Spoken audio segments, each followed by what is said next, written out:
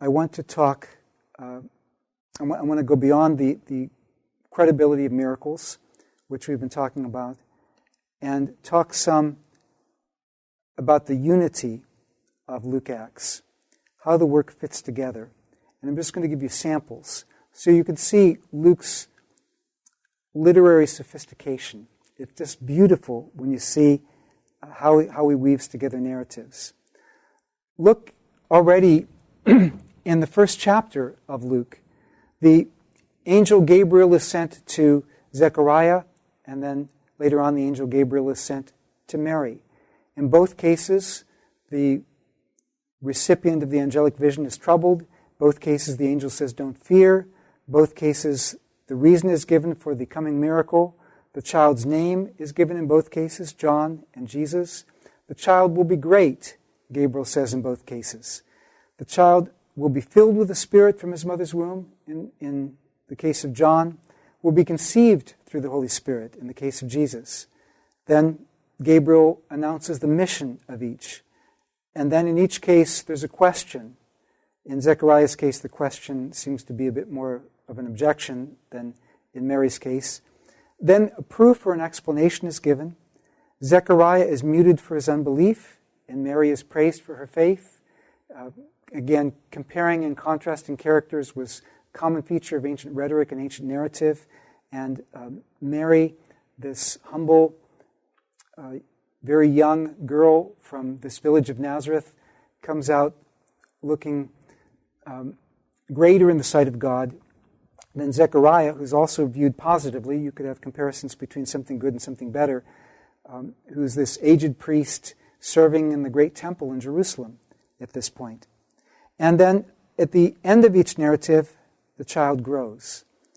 John the Baptist grows in 180, and 240 and 52, Jesus grows. We have a number of parallels between Luke and Acts, and actually within a couple different sections of Acts. The Holy Spirit comes on Jesus. The Holy Spirit comes on the Jerusalem church. We see the Holy Spirit continuing to be poured out.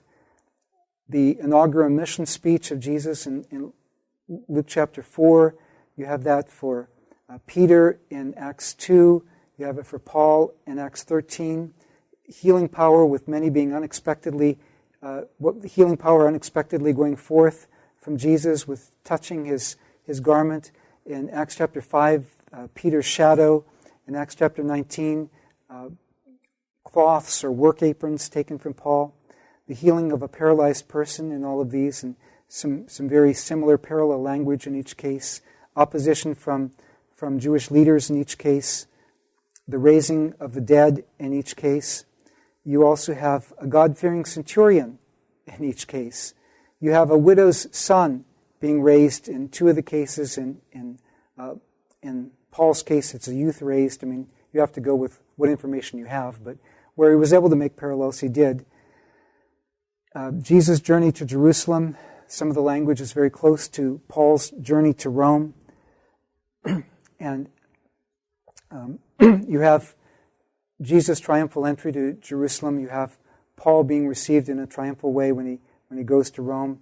The entering of the temple before trouble arises. You have hostile Sadducees rejecting the resurrection. And you end up actually having both Jesus and Paul arraigned before the Sanhedrin. And in the case of the Sanhedrin, in the case of the Sanhedrin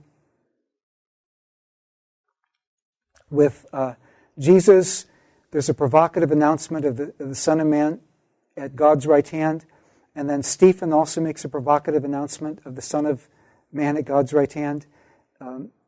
Jesus commits his spirit, prays for his persecutors, just like Stephen does, as we mentioned earlier. Centurion recognizes God's attestation of Jesus' innocence. I'm trying to talk quickly, so I'm tangling out my tongue, but I'm trying to get through as much as I can.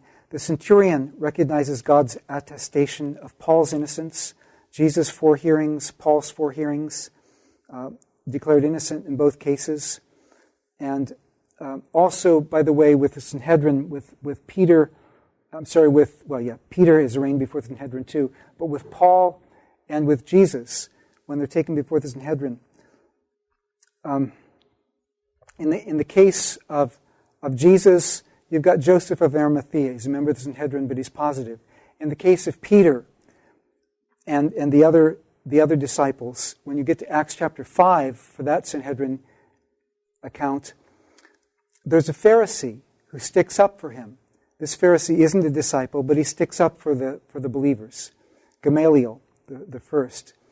And then when you get to Acts chapter 23, the Sanhedrin is divided. The Sadducees want Paul to be executed. He's not fit for such a man to live, but the Pharisees stick up for him.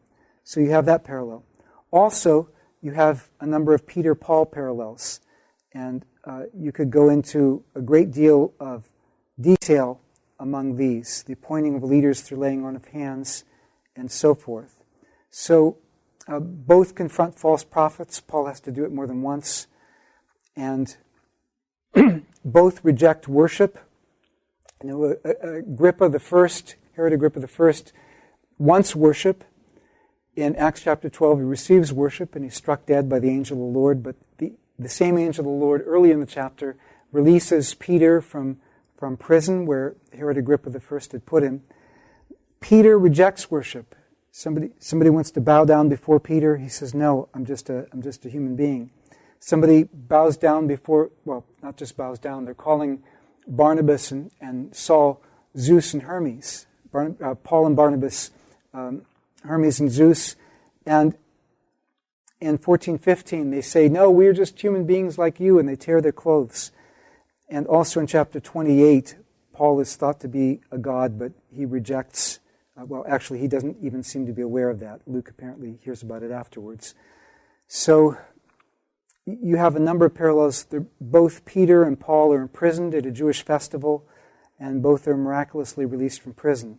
Although there are differences in detail in the stories, the point is, you can see that Luke designed his work in a very cohesive way. It's a literary masterpiece.